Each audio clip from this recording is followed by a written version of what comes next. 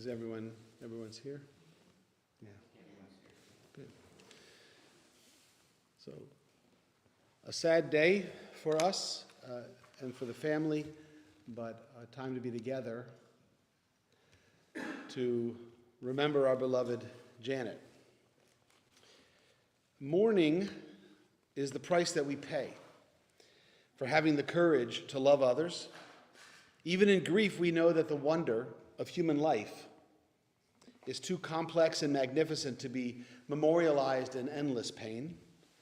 The gifts of our spirit, the gifts of the spirit that our loved one gave us, as Janet gave us, cannot be measured or weighed, nor can they be lost or tarnished by time. So even in our darkest hours, we know that some of their light and some of their warmth will always be with us, bringing us comfort and courage, and in the fullness of time, healing and peace.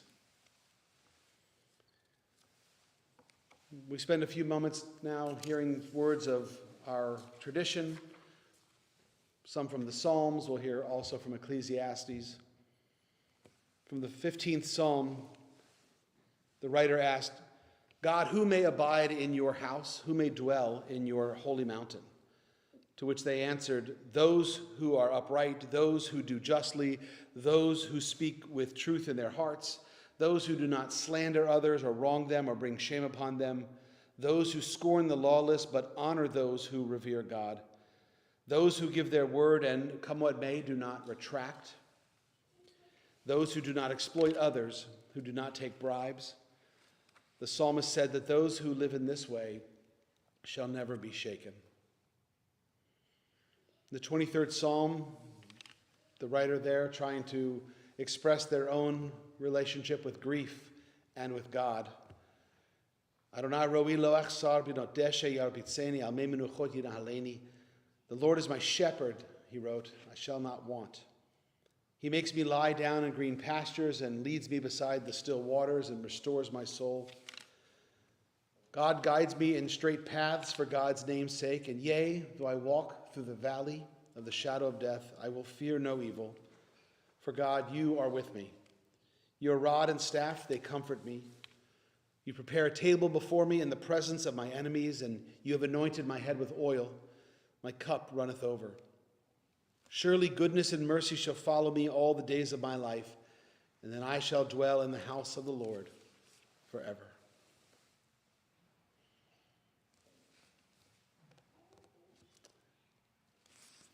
Beautiful text from Kohelet, from Ecclesiastes. It's probably the most well-known of all of the texts from Ecclesiastes, number 3, for no short reason that it became a popular song in the 60s, Turn, Turn, Turn.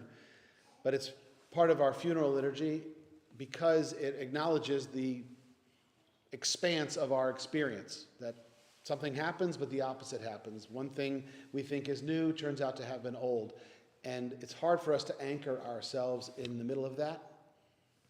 But that is the task of life, and ultimately what guides us to making those good choices is wisdom. And so Ecclesiastes wrote, L'kol zman ve'et l'chol chafetz tachat hashemayim. For everything there's a season and a time for every experience under heaven. Yes, there's a time to be born, but there's a time to die. There's a time to plant and a time to uproot that which is planted. There's a time to tear down, but also a time to build up. A time to weep and a time to laugh, a time to grieve, a time to dance, a time to throw stones and a time to gather stones, a time to embrace and a time to refrain from embracing. Yes, there is a time to seek and a time to lose, a time to keep, a time to discard. There's a time to tear and a time to sow. Yes, there's a time to keep silence, but there's also a time to speak.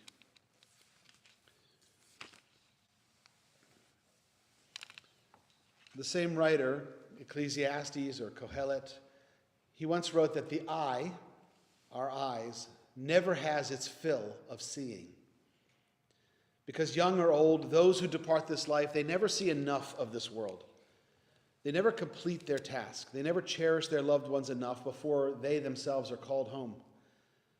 And how they yearn for yet another respite from the final summons, and how we yearn to have them close to us for yet another challenge in our lives, maybe another joy, another holiday, another precious moment together. And so we ask you, God, to be now with those whose hearts are broken, because we know that whenever parting comes, it comes too soon. We ask that you console them at this hour and be near to them when light seems distant. Sustain them, God, until the time of their healing. Amen. Custom is we turn to personal thoughts and reflections of Janet at this time. In Jewish tradition, we understand death not as some rupture from creation. It's something devoid of creation. In fact, we actually consider it part of the divine rhythm of the universe. We just heard Ecclesiastes tell us that for everything there's a season, a time, and a purpose under heaven. And our sages, the rabbis, expand on this. This is what they say. They say, just as we bless the good, so too we bless the difficult. For all life flows from the same source. We are reminded again and again that every soul is a unique spark of God, and that though a body may return to the earth, the light of a person's deeds, their love, their memories, they will continue to shine long after they're gone. In a famous midrash by the rabbis, they wrote, quote, "A person's goodness does not cease with their passing. Their goodness becomes woven into the lives of those who remain." And so today we gather with that understanding, that Janet's physical presence is no longer with us, but the light of her life and her personality, the memories that she planted, continue to shape her children, her grandchildren, her friends, and all who knew her.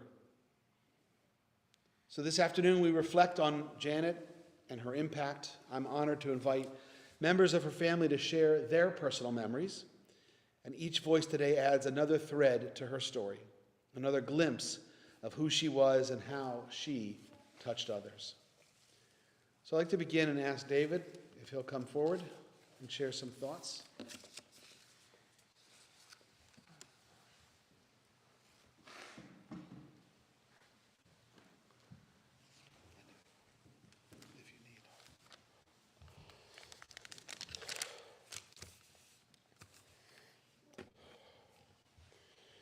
My mom, when she passed, my brother said to come up with some stories to talk about. And my mind went blank. I have hundreds of stories to talk about, but I couldn't come up with any single one. As we sat for the last week as a family, and I listened to all the stories that everybody was telling,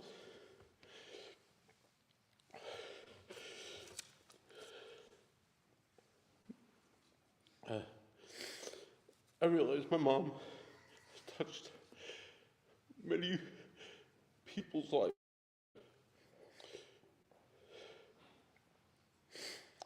Either through her art,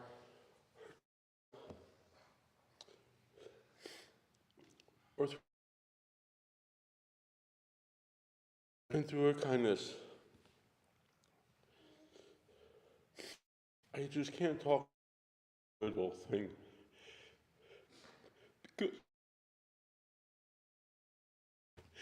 she has done so. And it was the minute of giving and caring for the whole family. So all I can say is, Mom, I love you. And tell Dad I said hi.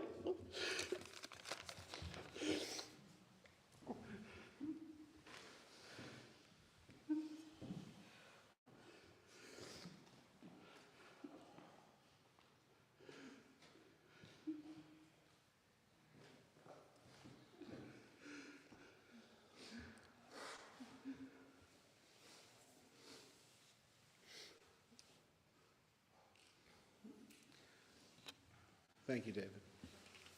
I'd like to ask Thomas to come forward.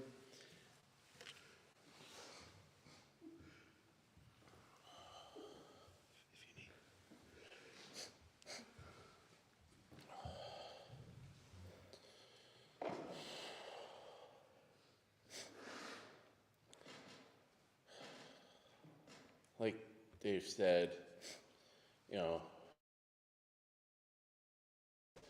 specific things that I couldn't. Who she was, how she lived.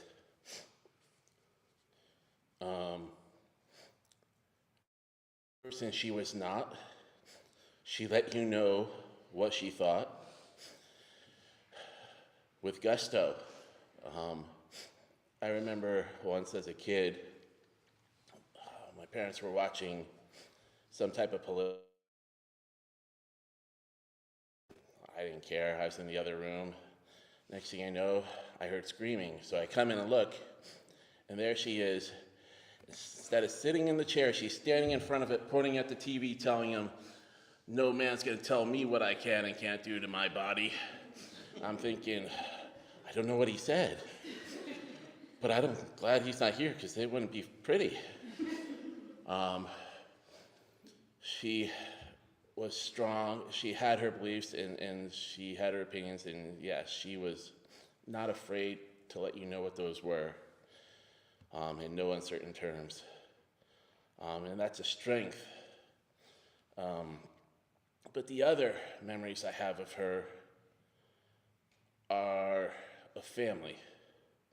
And not just of blood family, but the way she would bring people in. My friends, like, if you visited the house once, maybe twice, you were a guest. If you visited more than that, you're family. You want a drink, you know where the cups are, you go get it. What, you want something in the fridge? Go take it. Like, you were family. That's how you were treated. And she was there. If you had problems, she was there to help. And you never left our house hungry. You didn't have a choice. You were always overfull. But it's because she made the food for everybody and anybody who would show up. There was always food, and she was always there to help if you needed it. So, thank you.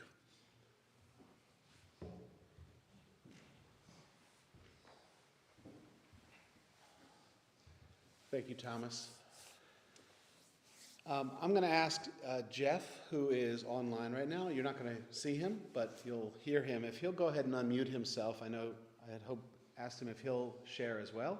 And I'm going to mute on my end just so there's no overlap. If you'll just, they can hear you out here if you begin.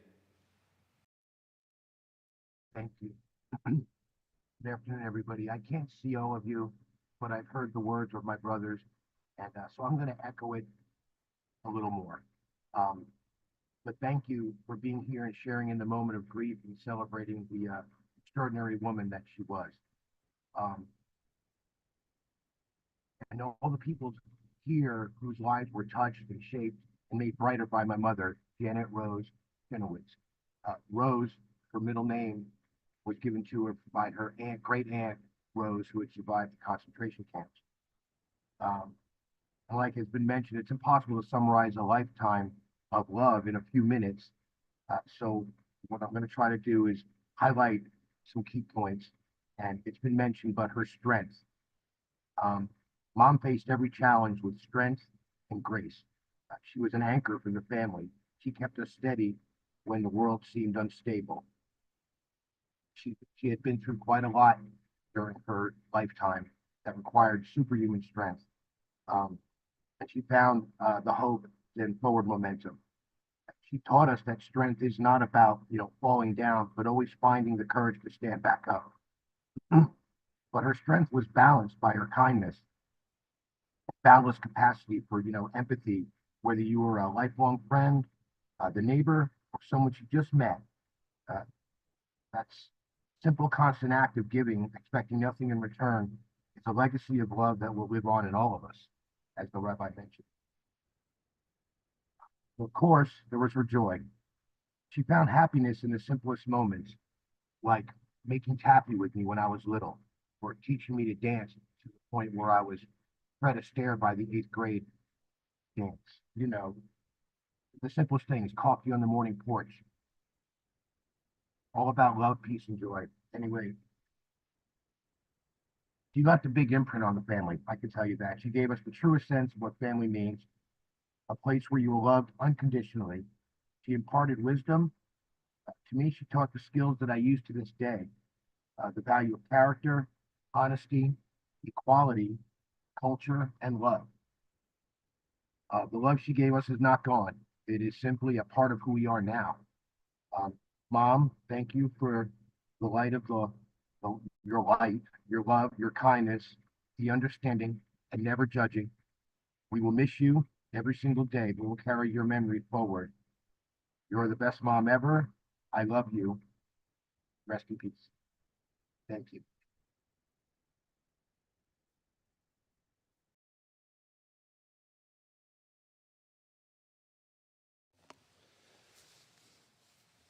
Thank you, Jeff.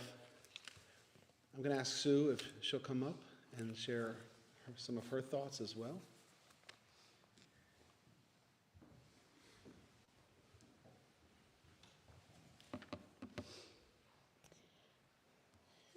So I've been around the family for a little while.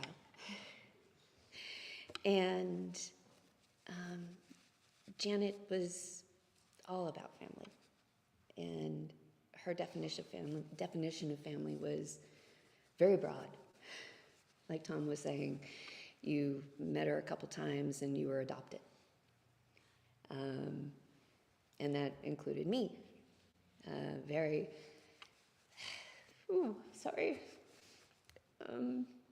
very timid, shy 18-year-old kid who was just blown away by this woman who was larger in life and loud and the personality bigger than anybody I'd ever met in my life. I didn't know how to deal. When I first met them, they were moving into the first house in Phoenix. I had a loaf of zucchini bread as a, hi, I'm dating your son. And I didn't know what to do with it. I just kind of did that. I brought bread. And she said, oh, nice to meet you. Here's a box. Go put that in the pantry. And that's how she was. Obviously, she was not about to allow me to stay timid for any length of time. That was not going to be okay. And it was hard for me to adapt. But my proudest moment was sitting in the kitchen in Phoenix when the kids were still very little, and Mike had been commuting in from LA, and I would have to go pick him up at the airport in Phoenix in the middle of the night. And sitting at the kitchen in Phoenix, just chatting, I said, well, I just leave the kids in bed. They're asleep. They don't know I'm gone. Her face went to some total shock to proud in heartbeat once she realized I was joking, and I had just committed my first Chiniewicz joke. And there were several times after that I would look at her and say, oh, I bet you missed that really quiet Sue that joined, and she would say, nope, I like this one better. She was also a fierce fighter for her family. There was no one you wanted by your side more.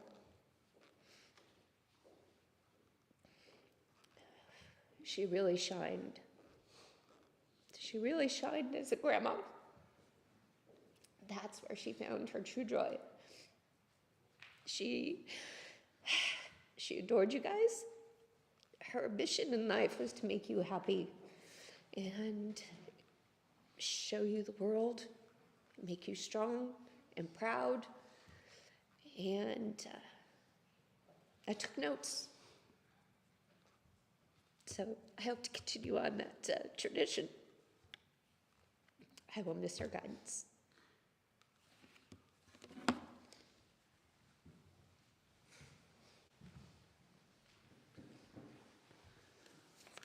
Thank you, Sue. I'd like to ask some of the grandkids to come up. Andrea? You come up? Oh, there she is. Sorry.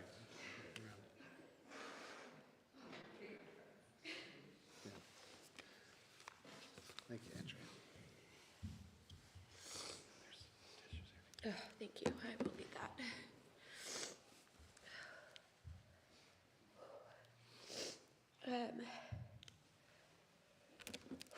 So, asking Dad sorry, I'm not reading a text, I just have my notes.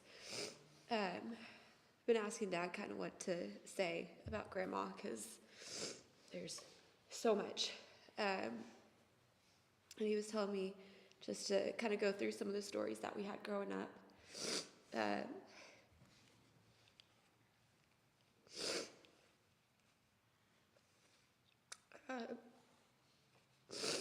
Just going to all those craft fairs and just across the country with Grandma, Grandpa, the three of us, brats in the back of the dually, with straight up and back chairs for hours.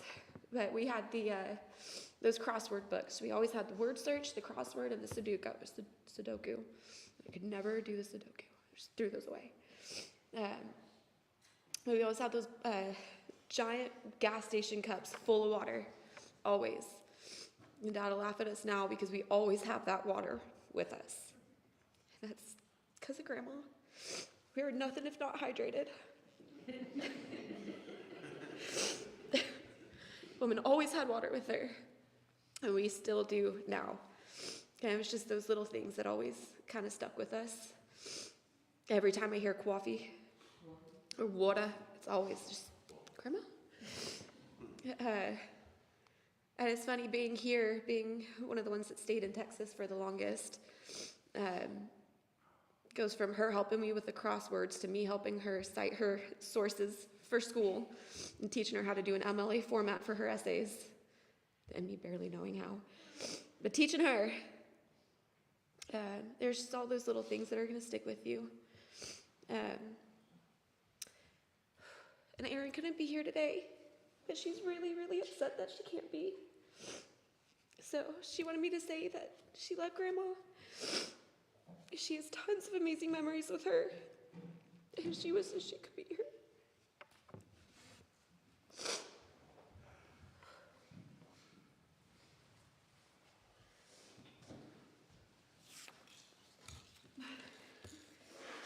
Thank you, Andrea. I'm going to ask Xander to come up.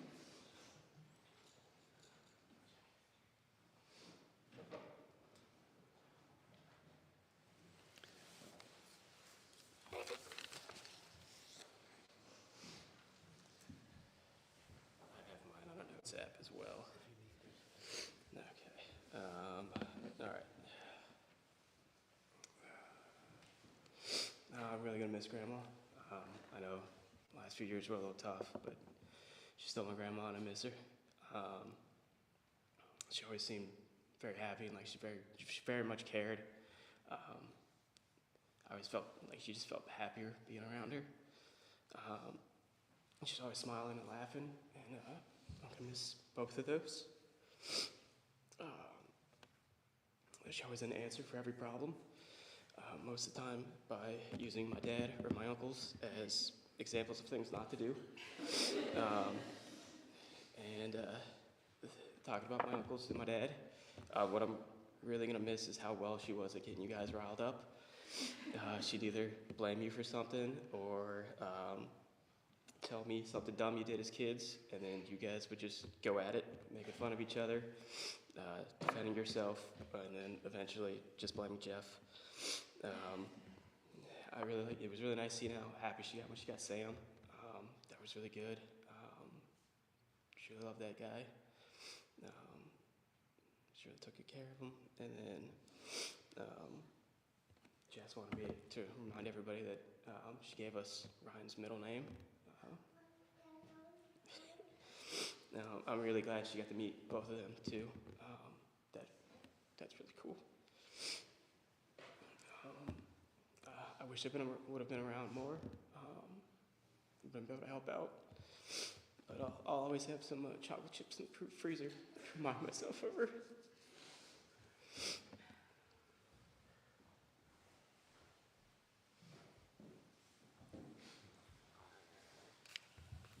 Thank you, Xander. Finally, I'd like to ask Memery to come forward and share some of her reflections.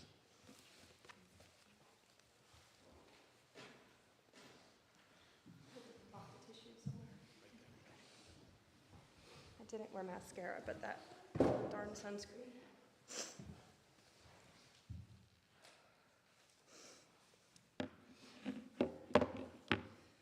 Janet was my grandma.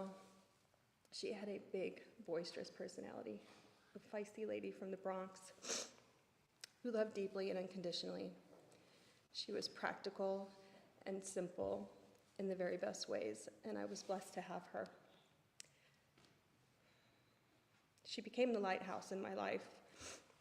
So much of my inner voice I now recognize as echoes of things she told me when I was very young. She understood what was happening around me long before I did. And even though she never pointed out the influences directly, she filled me with positive, grounding, inspiring words that carried me through some of the hardest moments. The Chiniewicz family has been an incredible blessing. And without her, I wouldn't have any of you. I might never have known the simple, beautiful parts of life, like camping, hiking, summer vacations, family dinner, traditions, culture, how to fold plastic bags, coming home each summer with an East Coast accent, which was my favorite, and valuing people over things.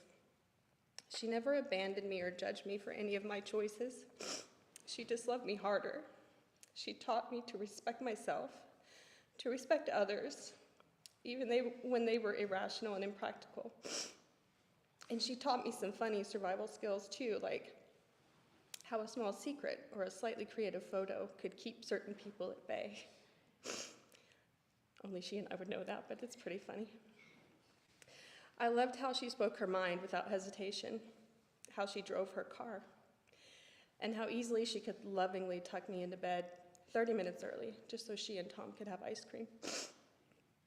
I loved her packed lunches for summer camp, her yelling at Tom for getting mad at me for napping in the car on a road trip, yelling at Uncle Henry for making me cry at Thanksgiving, yelling at Mike for telling me I was eating horse knot, yelling at Grandpa for not letting her drive when he was falling asleep. Maybe I like drama. Maybe I was a sensitive kid, or maybe she just knew I needed protection. And it was probably a combination of all of those things.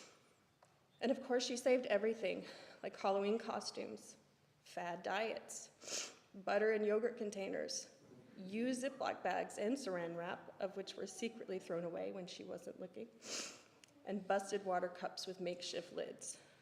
To her, it was all still good. Waste not, want not, and phooey on you if you thought otherwise. Because of her, I'm cultured, endlessly curious, and unapologetically spicy. I'll always cherish our conversations, her babka, her oohs and ahs at fireworks, and her blue eyeshadow.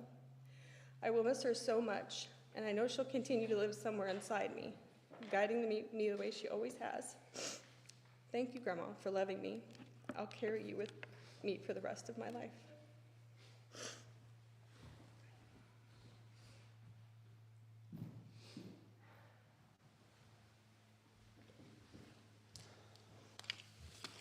Thank you, Memery.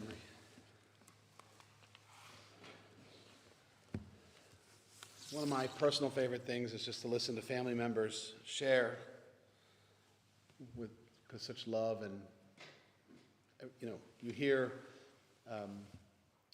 how Janet was reflected in each different person, and of course we didn't hear from everybody, but how we have impact globally, but also very locally. When we reflect on the full arc of her life, we see a story marked by strength and curiosity. I don't know if somebody used this word a minute ago, but it came to my mind, forthrightness. Did somebody say that? Kind of like she'll just tell you how she feels, but also her devotion and her love. She She was born in 1942 in Baltimore, Maryland, but that's not the accent that we know, right? We heard the Bronx accent, to James and Sophie Anderson. And Janet grew into a woman of resilience and depth. She had a long career as a bookkeeper, which matched her sharp mind and her spirit. She retired in '04, but she never stopped learning. In 2020, I remember she reached one of her proudest milestones when she got her bachelor's degree from UT Tyler. And she cherished that achievement, and those who knew her celebrated it with her. I do want to say that it wasn't easy getting that out of her. You know, she'd say, "Oh yeah, I graduated yesterday." You know, that was another option. Either she was forthright in telling you that she was doing this, or she would just say, "Oh yeah, it happened last week. Let's not talk about it." Those were two options with Janet, depending on when you spoke with her. But I know she was incredibly proud, and we were proud for her. She had an artist's eye. She found joy in painting, and she had an adventurer's heart, traveling and camping across the country, especially in the motorhome, creating all those memories along the way.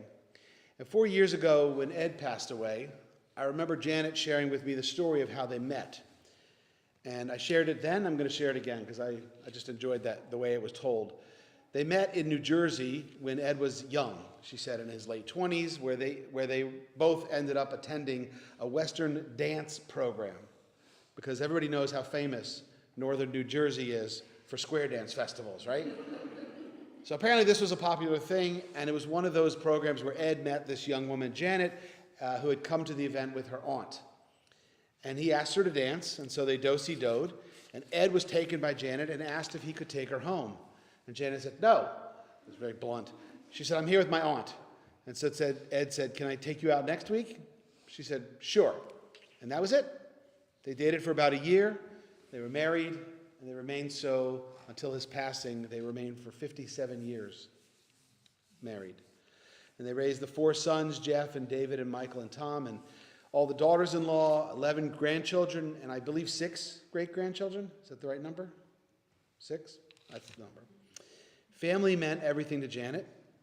And in her quiet moments with me when we would talk, she talked about how proud she was, and I couldn't remember all the names, but she would tell me who this one did this, and this one did that, and this one this. Always a point of grandmotherly pride that we would come to expect. In 2016, I remember traveling to Israel with Janet and Ed, and I remember how much she talked about that trip beforehand, how excited she was, and I remember Ed simply being dragged along, tagging along. So once we were there, I just remember Janet was always at the front of the group. We would kind of be spread out. Some people would be further up, further back. But Janet was always closest to the tour guide because she wanted to absorb every word that he said. And she asked thoughtful questions. She treated each stop, wherever we were, exactly as Israel should be treated, as a living laboratory of history and archaeology and religion and geopolitics. It was a gift to watch her come alive in those moments, from Jerusalem to Tel Aviv, from Golan up north to the Dead Sea, and everywhere in between. I remember that, and I remember her questions and how we just loved her taking charge of the group when she wanted to talk about a particular topic. I cherish those memories. She was also an active member of my adult study group, back when we still met in person in the conference room. She would always bring Ed along.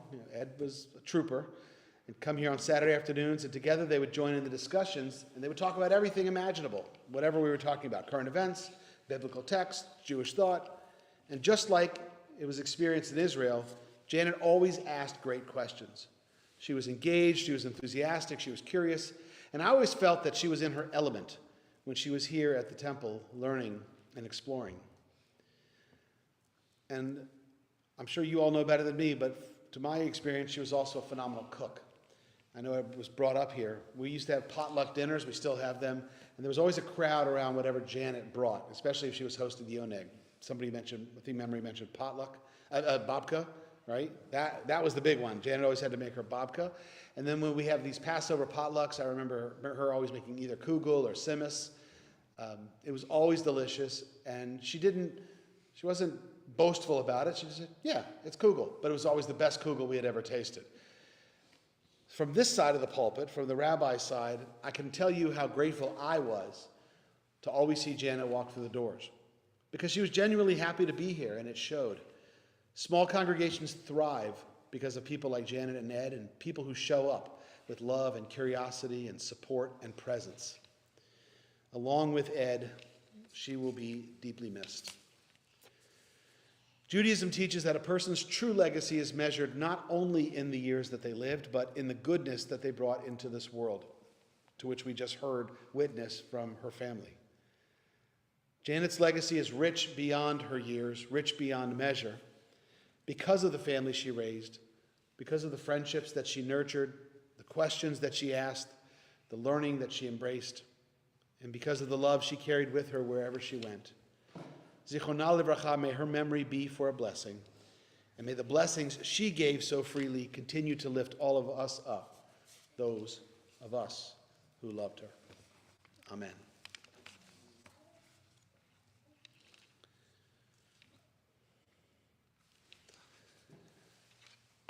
God, you give us loved ones, and you make them the strength of our life. You make them the light of our eyes. They depart and they leave us bereft on a lonely way, but you are the living fountain from which healing then flows. To you, the stricken look for comfort and the sorrow-laden for consolation. God, we see life as through windows that open on eternity. We see love endures and the soul endures as you, God, endure forever. We see that the years and more, like grass, it withers. But it's more than flowers that just fade. The years weave a timeless pattern in a world that is the dwelling place of your love and your glory. In just a moment, I'm going to chant a prayer called El Malei Rachamim, one of the two traditional blessings that we say at funerals. And I'll read it first in English, and then in a moment I'll ask you to stand as I chant it. And then following that, we'll share the words of Kaddish, the words of consolation for those in mourning. So the first blessing, the first one I'll chant, is called El Malei Rachamim. It says, God, you are full of mercy and full of compassion, eternal spirit of the universe, and we ask that you grant perfect rest in your sheltering presence to our beloved Janet, who has entered into eternity. God of mercy, let her find refuge in your eternal presence, and let her soul be bound up in the bond of everlasting life. God is now her inheritance, and may she rest in peace. If you're able to stand, please do so as we hear the words of El Malei.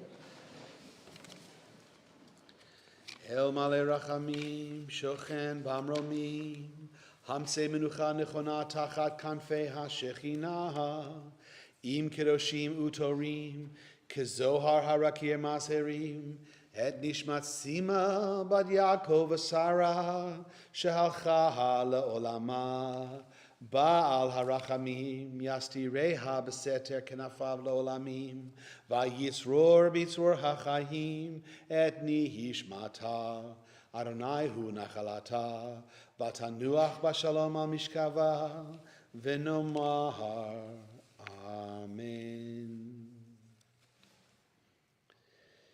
We hear the words of Job echoed in these moments. Adonai Natan, Adonai Lakach. God gives, God takes away. But we also say, Yehi Shem Adonai Mevarach, blessed be the name of God. As we remain standing, we offer the words of Kaddish, the words that don't speak directly of death, but it speaks of God and God's sovereignty, but we know that it is the traditional blessing. I'm sure it was said in New Jersey at graveside. We said it here Friday night as we honored her, and we offer it now for those who know it to share with. Yitgadal v'yitgadash shemei rabbah, be'almad v'rach gerutev yamlich malchute, b'chayechon v'yomechon v'chayei dechol beit Yisrael, b'agala v'zman kari v'imru amen. Yehei shmei rabbah mevarach le'alam ul'almei almaya, yitbarach v'yish tabach v'yish ta'ar v'yitromam v'yitnaseh, V'yit hadar, v'yit ale, v'yit halal, shemei d'kudusha b'rechu. Le'ela min kol birchata v'shirata, tush b'chata v'nechemata, damiran be'alma v'imru, amen. Yehei shlama rabba min shmaya v'chayim aleinu ve'al kol Yisrael v'imru, amen. Oseh shalom b'mramav, hu ya'aseh shalom, aleinu ve'al kol Yisrael v'imru, amen. We ask that God grant peace to all who mourn and comfort among all bereaved among us. Amen. And as we come near to the end of the service, you can remain standing because we're almost through. We offer a blessing to Janet to go your way, Janet, for God has called you, to go your way and ask that God be with you. And may the righteousness go before you and the glory of God receive you. Hamakom yenachem etchem betoch sharei avlei Tzion v'Yerushalayim. We ask those who are here in mourning that God console you with all who mourn, not only here, but also in Zion and in Jerusalem. We now go forth into peace. We now go forth into life. Amen. And so this concludes our service. We have some food set up in the social hall. If you'll just take a moment and we'll go back there and have a chance to be with one another. And for our online friends, I'm going to log off in just a moment, but I want to say thank you for being here as well. Thank you. So we'll meet in the social hall in the back.